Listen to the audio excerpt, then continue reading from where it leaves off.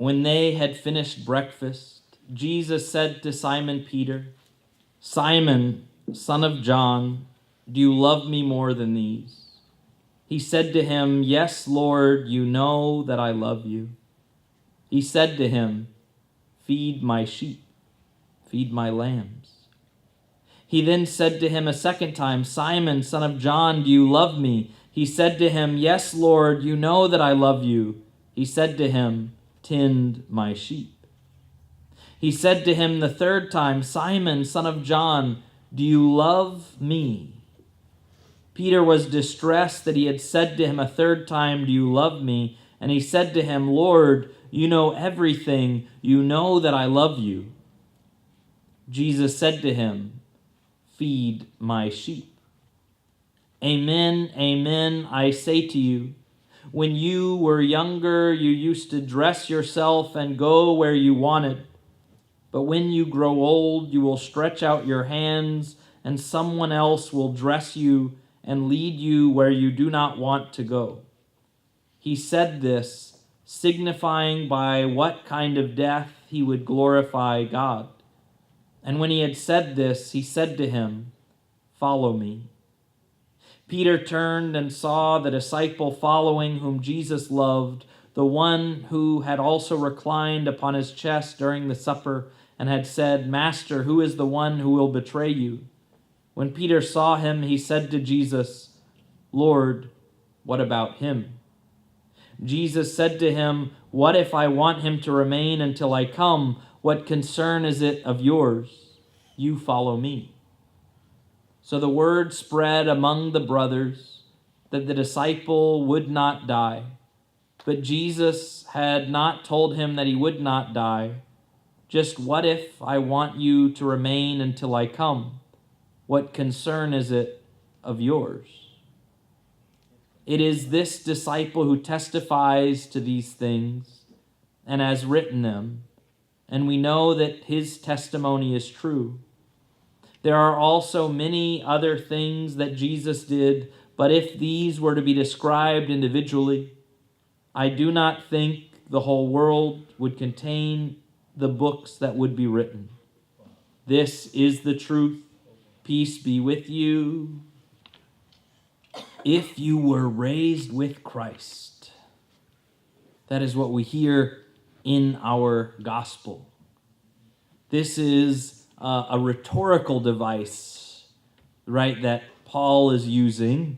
He's saying this. He's saying, I know you were raised with Christ because of your baptism, because of your accepting of the Lord.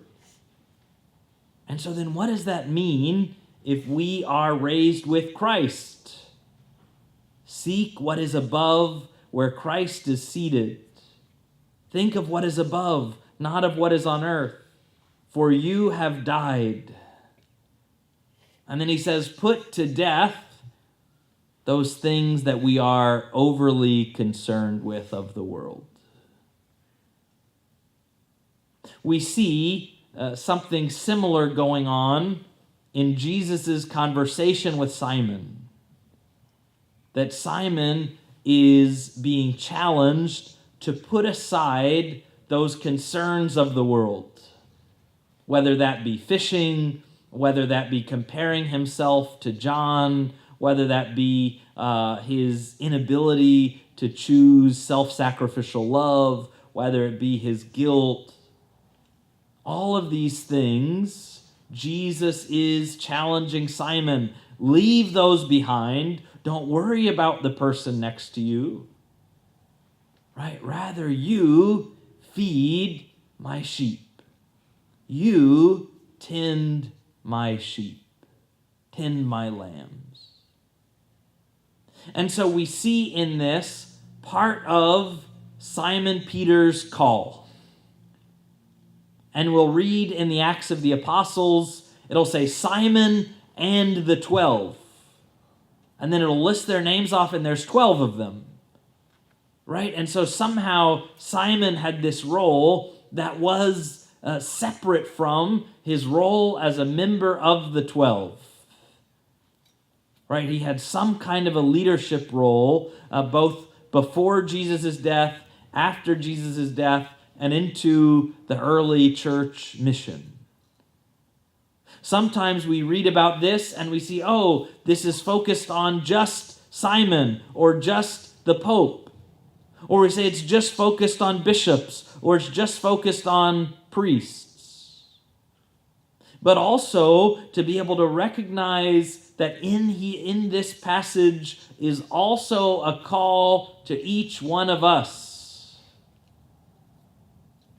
A call to each one of us to proclaim the gospel, to tend to the sheep, to preach and reach out to those who are lost. So there's one way in which the sheep can mean the flock of the Lord. But then Jesus, he also talks about there are other sheep who have not yet heard my voice. Right? So it can also mean those people who are outside of the church. So it can mean both care for people who've already walked into the doors of the church, and it can also mean go out and witness to people. Go out and pour out your life. Go out and show them what it means to have resurrected and to have died. When I was in college, I was very interested in college ministry. And I went and looked at different colleges. And the one that to me seemed to have the most vibrant identity, when I talked to them, they said, "We are failing. We are failing because we've only reached 3,000 kids a week." Right? We still have 27,000 other kids out there that we haven't reached. Right? We still have a whole world beyond the campus that we haven't reached. And so we always look and we tell the students, what can we do to reach those who are lost? What can we do to help those that are in need? And I was at another parish, another campus ministry, and I asked the director, I said, well, what are you doing to outreach? And they said, no, it's not our job to outreach. Our job is only those people who come in the door and ask for our help. Right? It's a tragically different idea. We see something similar in the hospital system.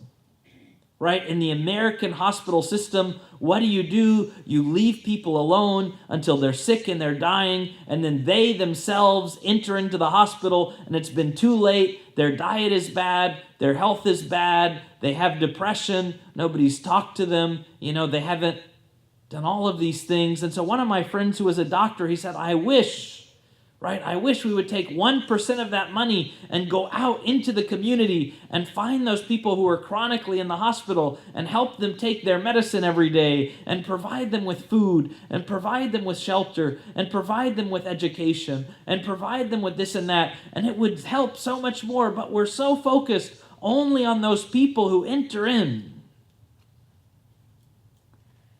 Right, and so for us to be able to look around and to see, yes, it's beautiful that we come here. It's beautiful that we're here together to pray. It's beautiful that we have a community that meets on Wednesday. But to be able to reach out in this community on Wednesday to those who we haven't met before, to be able to reach out to those who are new and welcome them, but also to go out and to reach out to other people. Right, and to say, what is it that this person needs? What is it that this person needs that can only be fulfilled in God? And we go and we say, well, maybe I need to do a Bible study with this person. Maybe I need to take this person out to lunch. Maybe I need to sit with this person for a few hours once a week. Maybe I need to do this. Maybe I need to pray for this person. Maybe I need to invite this person for church, right? There's different answers at different times for different people. And yes, you can tell everybody, well, you need to be baptized, and you need to be confirmed, and you need to receive communion, and you need to start going to Mass. But some people, if you tell them that, they say, well, right now I need a friend. Right now I need to experience love. And so for us to be able to say, well, how do we need to feed the lambs and tend the sheep? As sheep and lambs ourselves. All right, how do we need to tend and feed those around us?